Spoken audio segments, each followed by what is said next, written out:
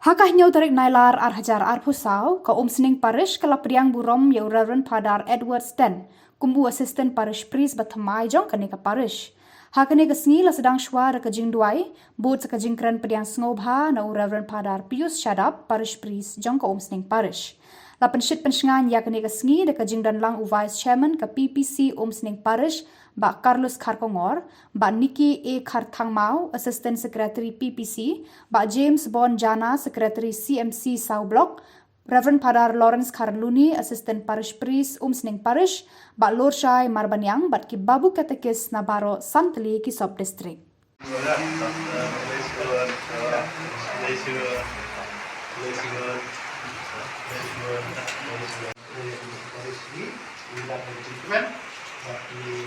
Ini maksudnya ini Islam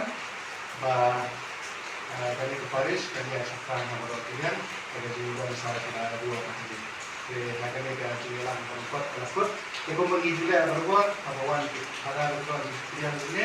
yang lain lagi dalam satu distrik kata kes pada lain di distrik maka saya menkong pada kita ada di sini yang burung juga satu distrik yang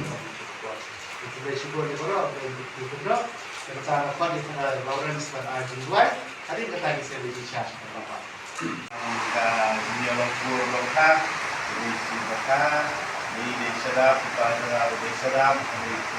kita dalam muslim jam hari lalu di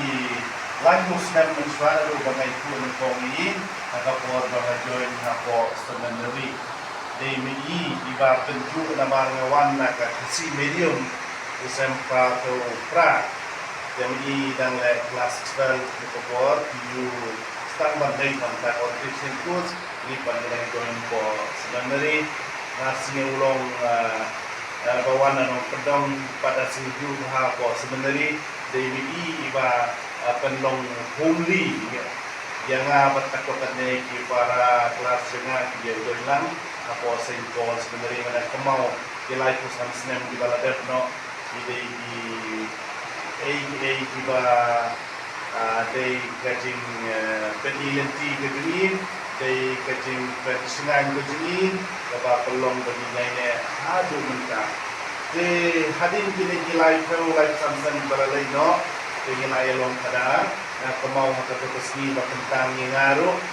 day migi ba pensilor idang suan pai na room ban nam ta ki kule deni pat padang long kena ban sya kentang idang sneu ba kalong kai kede ba nyemla ban mundur ba di pensilor aki bobol kir ko na kemau ki ka mo ha ki ba ilale kaya din kaka nang lalong kadaro nila itrelang idon katokan ne podi bishop ni dalam kumi procurator bape bakmi ya kadaisis ngaruh nga don office sa bishop ko etrelang ko bania don meeting aka batkan mo kalau ko basio tenat bania trelang rengkat tadi bat itu kita senem daisem tetap sipu senem idon di bishop hakabaya trelang kam pendoi ya kejingai bani dari baktersan bahan musim pan masih bukan ada kata-kata mentaruh yo pada trelang rengkat tadi Ulay dor na kajong dehiku, ulay dor na kajong saidor, nasinya wabda itu bahaying, hanray kumu hamben, kumu parlok, ba ay musim